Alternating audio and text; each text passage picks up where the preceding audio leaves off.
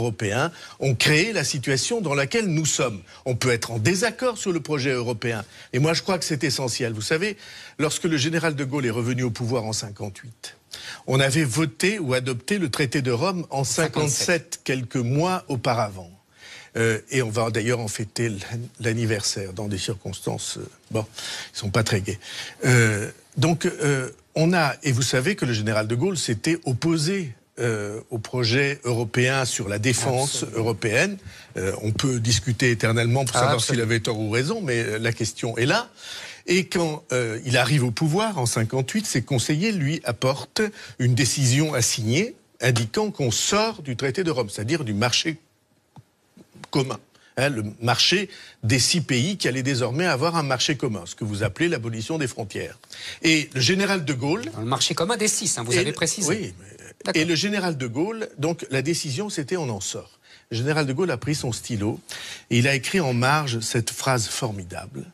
Il a écrit « Non, point, ils sont forts, mais ils ne le savent pas ». Tout ça parce que des hommes politiques majeurs, Mendès France, avait refusé. Était un des 7 qui avait voté contre. Il était monté à la tribune pour dire que la France ne pourrait pas résister à l'Allemagne. Et je regrette de dire qu'en 2001, il y a à peine 14 ans, la France est très au-dessus de l'Allemagne. Elle vient de se réunifier, monsieur Bayrou. Et de très loin. Elle vient de se réunifier. À l'époque, tout le monde dit l'Allemagne, c'est l'homme malade de l'Europe. Elle vient de se réunifier. Et la France est dans la croissance et avec un chômage qui est au-dessous de 7%. On en rêverait aujourd'hui. Simplement, un certain nombre de décisions catastrophiques sont prises, sur les 35 heures en particulier, qui entraînent. C'est extraordinaire, il faut regarder les courbes. Les courbes, c'est... ça s'améliore jusqu'en 2001, et en 2001, ça se casse, et toutes les courbes... c'est indiscutable, vous avez raison. Le chômage, le commerce extérieur, toutes ces courbes déclinent. Moi, monsieur Bayrou, 2001, pour moi, c'est une autre date. C'est une autre date. C'est le début de la monnaie unique. Et c'est pas un hasard, pour moi. Il n'y a pas que les 35 heures. Eh bien, je crois la conjonction des 35 heures et de la monnaie unique, c'est la nitroglycérine. Je crois que vous vous trompez l'industrie sur française. Ce point. On n'aura pas d'accord, ça veut pas dire que je me trompe. Excusez-moi de vous dire que depuis des mois, grâce à la politique que fait la Banque Centrale Européenne et grâce à M. Draghi, ce que vous appeliez de vos vœux, c'est-à-dire la baisse de l'euro par rapport au dollar, se réalise, on a baissé de 15%. Vous avez raison. Et cependant...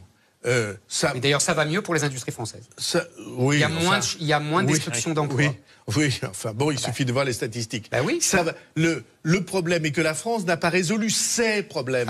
Vous dites qu'elle n'a pas, comme l'Allemagne, engagé les réformes courageuses qu'elle aurait dû faire. Mais ça, c'est le lieu commun de toute la presse française. Moi, je n'ai pas le fanatisme de ces mots. Merci, moi non plus. Non, mais c'est pas ça le problème, monsieur Béraud. Et donc, moi, je pense que... Permettez-moi de reprendre la liste très vite. Éducation, ça c'est notre question. Formation professionnelle, ça c'est notre question. Situation de l'entreprise, c'est notre question. Prolifération administrative qui fait qu'on passe son temps à accabler les gens, tous les familles, d'exigences administratives, de formulaires auxquels personne ne comprend rien. Et je pourrais ainsi allonger. Ce sont les sujets français qui sont la question du pays. Pas du tout, à mon avis, la question de l'Europe, ou beaucoup moins qu'on ne croit. Mais c'est pas parce qu'il y a une question européenne qu'il n'y a pas de question française, oui, ça c'est vrai. C'est pas parce qu'il n'y a pas de question. Vous comprenez ce que je dis? Mais pour moi, la question française est première. C'est pas mal de le dire. Parce que chaque fois que vous écrivez, vous faites croire que la question est européenne. Mais elle est aussi européenne. Aussi. Parce que la périphérisation de la France est européenne. Mais la périphérisation, je regrette de dire... Excusez-moi. La Grande-Bretagne vient de sortir. Eh ben oui. La périphérisation de la France, elle se trouve annulée. La France devient l'un des deux... Si je peux enfin poser ma question. La France devient l'un des deux pivots avec l'Allemagne de l'avenir de l'Europe. Avec votre ami de 30 ans. Il n'empêche que le projet européen ne cesse de s'étioler dans les faits et dans les têtes, et que curieusement, c'est quand même assez absent de la campagne, par exemple, de la primaire des Républicains. Oui, trop à mon avis. C'est parce qu'aucun d'entre eux n'ose en parler. Mais moi, je vais vous en parler. Mais voilà, c'est pour ça que je vous pose la question. Je pense que aucun des sujets si terribles que nous avons devant nous. Par exemple, les sujets qui tiennent au commerce international. Au fait que la Chine s'est arrogée ou s'est dotée d'avantages considérables dans le commerce international et que certains s'apprêtent voudraient lui en donner plus. Par exemple, les Britanniques, qui sont en train, derrière le Brexit, il y a l'idée que la Grande-Bretagne pourrait être la tête de pont avancée en Europe. Mais Monsieur Bayrou, du commerce. Le commerce international, c'est pas l'Europe qui négocie pour tout le monde. C'est pas l'Europe qui a accepté que la Chine rentre dans l'OMC. Excusez-moi. Non, ça, c'est pas l'Europe, ça. Oui, et s'il y a des choses à changer, je suis pour les changer. Je ne dis pas que non, mais voilà, par exemple. Je dis pas que l'Europe a tout accepté. Mais en effet, voilà, certains en Europe, c'est vous-même qui l'avancez. Certains en Europe voudraient que l'on accepte tout. Mais on a déjà accepté tout parce qu'on les a laissés rentrer dans l'OMC. Oui. Ils nous ont détruit des millions d'emplois. À côté, le code du travail, c'est de la rigolade. Oui, enfin, moi, je parle pas comme ça. Ils nous ont détruit. Nous sommes laissés détruire les emplois. Mais à cause de l'Europe. Et ils sont dans une très grande difficulté. Cependant, les Chinois, la République de Chine se trouve dans une très grande difficulté sociale, environnementale, et elle va rencontrer de très grandes difficultés. L'Europe n'a qu'à se battre avec ses propres armes, comme les États-Unis se battent avec leurs propres armes. Mais la grande différence entre ma thèse et la vôtre, c'est que l'Europe peut se battre avec des armes, la France est désarmée. Mais la France Bayrou, toute l'Europe seule a été est inventée incapable pour se soumettre aux États-Unis. C'est le projet initial de Monnet. Chevènement de ce corps. Mais enfin, c'est le b.a.-ba aujourd'hui, on le sait tous. Et c'est pour ça que les Américains, contrairement à ce que nous ont dit les centristes, ne sont pas contre l'Europe. Ils sont pour l'Europe. Vous avez écrit dans une interview récente au Figaro quelque chose qui est franchement impossible à soutenir. Vous avez écrit que ce que les États-Unis ont fait pour libérer l'Europe du nazisme, c'était pour leur intérêt de marché. Oui, eh bien, je dis que devant ceux qui sont morts chez nous, vous devriez retirer ces propos. Je retirerai rien du tout parce que c'est la réalité. Impensable que quelqu'un qui a de l'écho dans la société française, de la culture aussi, qui est marquant par ses propos, puisse aller dans le sens de la thèse la plus complotiste qui existe. Il n'y a rien de complotiste là-dedans, ils défendent leurs intérêts. Qui prétend que les États-Unis qui ont fait tant de sacrifices pour nous sauver, parce que c'est eux qui sont venus débarquer. C'est les Russes qui nous ont sauvés. C'est pas vous. Oui, enfin... C'est pas les Russes qui ont débarqué en Normandie. Oui, mais s'il n'y avait pas eu les 20 millions de morts, ils n'auraient jamais cassé la machine de guerre allemande. S'il n'y avait pas eu... Et M. Bayrou, si les Américains nous avaient pas empêché avec les Anglais de détruire l'Allemagne après la Première Guerre mondiale, on n'aurait pas eu la Seconde Guerre mondiale.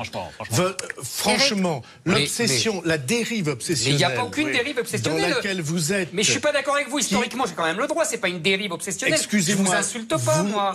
Je ne vous dis pas que votre Europe est obsessionnelle. Arrêtez. Vous ne parlez que de ça. Et on va revenir, c'est pas moi. notamment, Eric, s'il vous plaît, je vous en prie, au débat de demain qui a lieu entre les différents prétendants à l'investiture. On monte de l'étage. On monte de l'étage. C'est pas moi qui l'ai dit. Donc, qu'attendez-vous de ce... Oui, c'est un virage assez élégant, vous l'aurez noté, négocié. Oui, élégant, c'est une... Que pensez-vous de ce débat? Au moins, tu nous as réconciliés, t'as réussi ça. Voilà, je veux bien prendre les balles moi-même. Alors, allons-y. Que va-t-il sortir de ce débat? Qu'en attendez-vous? Voilà, c'est dit. À peu près comme moi. Je n'en sais rien. Je trouve cette primaire à bien des égards ridicule. Je suis contre, je l'ai dit, le principe des primaires. La manière dont on va faire dialoguer des gens qui vont avoir la parole 1 minute chacun. Cela dit, ça vaut peut-être mieux que le débat qu'on a vu avec Trump et Clinton. Non, mais moi je suis pas d'accord. Ah bon? Non, au moins ils s'affrontent, voilà, c'est tout. C'est peut-être vulgaire, mais ils s'affrontent. Non, moi je suis assez d'accord avec Bayrou, là. 1 minute chacun, c'est grotesque. Voilà. Et donc, là, je crains qu'il n'y ait pas grand-chose qui en sorte. Je pense que le débat important sera entre les deux tours, si débat entre les deux tours il y a. Entre Juppé et Sarkozy. Entre Juppé et Sarkozy. C'est vrai. Là, il y aura un débat important. Le débat du premier tour, je vois pas très bien ce qui peut en sortir. Cela dit, je souhaite qu'il en sorte le meilleur. J'aimerais bien qu'à un moment donné, on ait l'impression d'un peu d'oxygène dans la vie politique française. Mais ça va devenir de plus en plus délétère, là. C'est-à-dire comment une réconciliation après est possible entre des gens qui vont se castagner en étant... C'est la politique. Non, c'est plus profond que cela. On se souvient de Copé-Fillon, quand même, en 2012. C'est plus profond que cela. Moi, je ne crois pas... Enfin, je crois... tout montre qu'il y a au sein de la droite française un affrontement radical, au sens de racine du terme, entre deux visions, peut-être plus. Mais c'est toujours les bonapartistes et les orléanistes en même temps. Oui, enfin, je sais pas bien. Moi, je me suis jamais reconnu dans cette différence-là, parce que je ne me reconnais dans aucune on pourrait parler d'autre chose, en fait. Et donc, c'est intéressant. Donc, les deux droites fondamentales, c'est intéressant. Nolo va avoir la parole, parce qu'il l'a demandé. Non, mais comment tout le monde se fout de ce... On est en train de discuter de quelque chose dont tout le monde se fout. Et donc, voilà. Donc, moi, en tout cas, si il pouvait se faire le miracle, vous avez dit qu'il m'arrivait de croire au miracle, que ça prenne un peu de hauteur, j'aimerais ça, de hauteur, de spontanéité, de rire, d'intelligence, d'authenticité. Mais là, c'est plus l'ordre du miracle. Voilà. C'est carrément la résurrection.